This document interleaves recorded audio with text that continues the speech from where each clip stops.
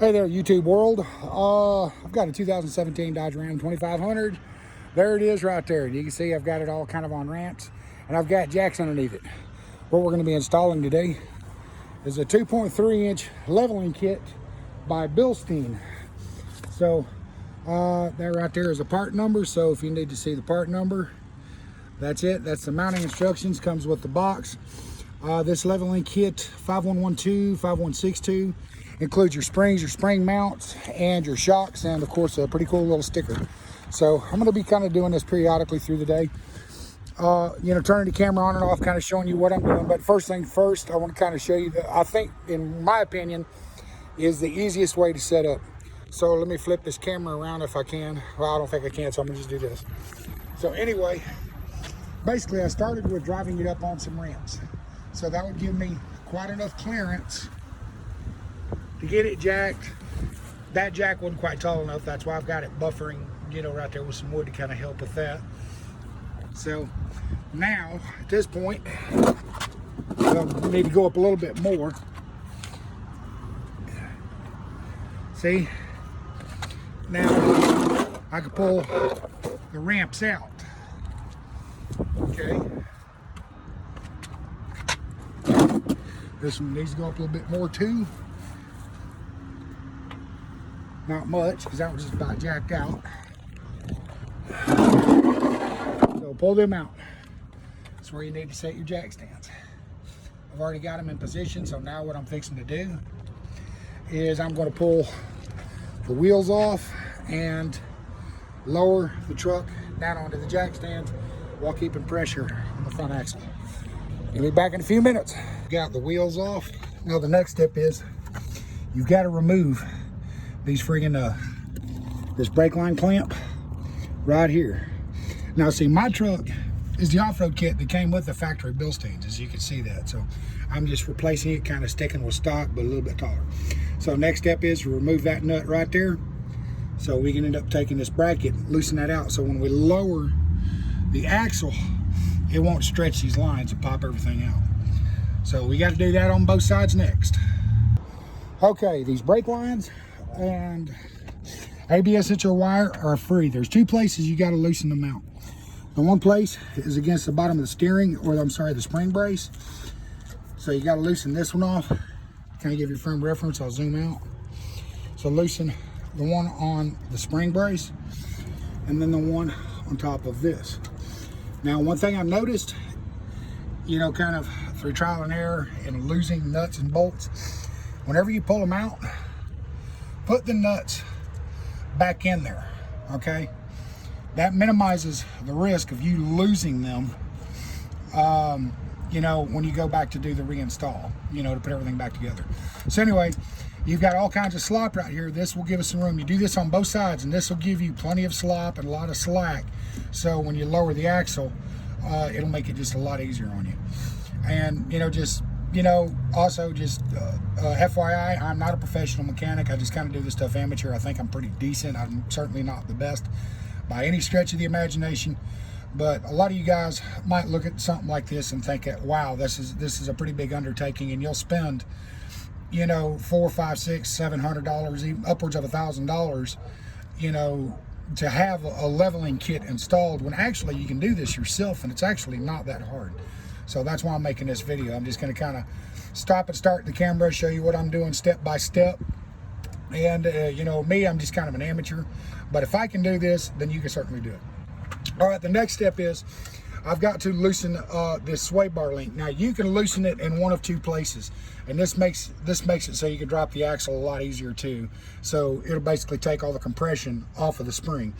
So you've got this top nut and you've got this bottom nut. Now when I did my research, a lot of people were taking this bottom nut loose. So that's the next step. You got to take this this link right here, take this bottom nut out, or the bottom nut off, and disconnect your sway bar link. Once you do that, I think that's going to be pretty much it, and we'll just kind of see what I need to do from there. I'm not even following the instructions. I'm just kind of looking at it and just kind of figuring it out on my own. So all right, be back in a minute. All right, this step is complete. Basically, the sway bar links are loose. And one thing you might want to kind of keep in mind, just so you can kind of see right here, you need to put a 10 millimeter wrench on this and a 7/8 wrench to remove the nut. So what happens is if you try to loosen the nut on this by itself, the whole thing turns. So you got to put a 10 millimeter wrench on the end of it and then turn it with a wrench to take the nut off. Anyway, you do that on both sides, it disconnects them. So now I'm removing the shock. I've already got the bottom ones where the bottom mount's removed. Now I've got to remove the top ones. Okay, as y'all can see, I got the jack lowered, the axle is lowered, and the springs are out. Once I did that, it gave me absolutely zero problems. I did not have to fight it. The only thing that you're gonna have to do is on this other side, there is a stabilizer link that keeps that axle from shifting side to side. You've got to bust it loose. Basically, this piece right here that goes into that slot right there. So you got to pull that out or take that off and just kind of let it drop and it's out of the way. So, all right, the springs are out. The axle is lowered. Now I'm getting ready to put the new springs in. Hey, one thing I forgot to mention, these are the factory shock absorbers that I just took out.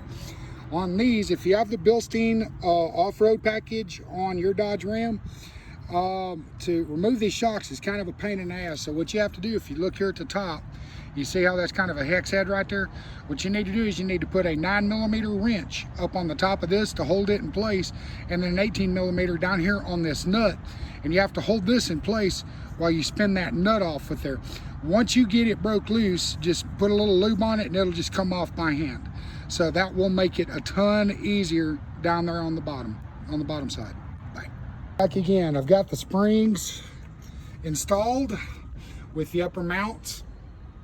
And I've got the sway bar links reconnected. One thing I want to kind of point out to y'all is whenever y'all lower the axle, sometimes the axle will become kind of misaligned when you go to try to put this piece back in. So if you can't line it up, what you can do, because it's usually going to kind of drop back in that direction and it's impossible to try to move it by hand, but what you can do is take you a strap, hook it up on that other side, and then run it over like a ratchet strap, and then run it back over here to this side somewhere and just kind of hook it. I hooked it in the bottom of this tube right here, and I was able to winch it over, you know, basically just kind of ratchet it over into the position where I needed it to where I can get the bolt to go right back in without a problem. So it's a little trick right there that kind of worked. So anyway, just kind of want to point that out to you. But yep, I'm actually just about done. I'm fixing to install the shocks and reconnect all of this stuff here, and I'll be done. All right, ladies and gentlemen, the leveling kit for the 2017 Ram Mega Cab 2500 is complete. And also went ahead and added some tires to go with it. So just kind of give you a quick overview of the truck. The truck is a 2017, you know, like I said, 2500 Mega Cab with the Cummins. Comes with the off-road package. The off-road package basically means it's got a transfer case, skid plate, and comes with Bilstine shocks. So that's why I went with the Bilstine leveling kit, so to kind of keep it, you know, like that factory. The tires came on this truck factory are a 275/70/18. I decided to go up to a 285/75/18, which is equivalent to a 35/11/50 tire. The truck is dirty, I apologize, but I went with the Falcon Wild Peaks, and these have got some really deep tread. I mean, yeah, you can see the key right there. I mean, that is so deep. So the reviews on the Falcon Wild Peak's pretty good. I was debating on whether or not I ought to lose the step bars, but Nerf bars, but I guess I'm going to keep them. But anyway, this is what it looks like. Bilstine's in there. Got it all done. Looks really good. Pay no attention to the license plate number, but it's got a beefier stance in the front. So the next thing to do is to go get this thing aligned. So anyway, if you like this video, like and subscribe and share.